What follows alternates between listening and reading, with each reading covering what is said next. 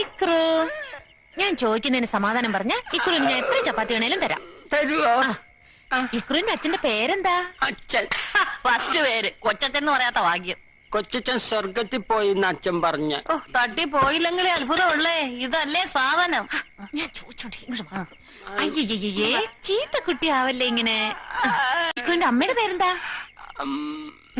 Mummy. ഇക്രുവിന്റെ വീട് എവിടെയാ?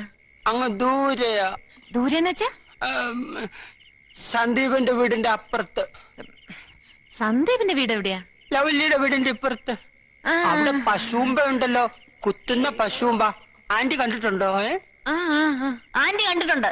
ഇങ്ങോട്ടും കെട്ടിയെടുത്ത് എന്തിനാണെന്ന് ആദ്യം പറ. ഈ ആന്റിയെ പോലെ തന്നെ ലവ്ലി, ഭയങ്കര കൊരഞ്ഞി. എന്റെ കട്ടറെടുത്തിട്ട് തന്നില്ല. അതൊക്കെ പോട്ടെ, ഇക്രു എന്തിനാ ഇങ്ങോട്ട് വന്നേ?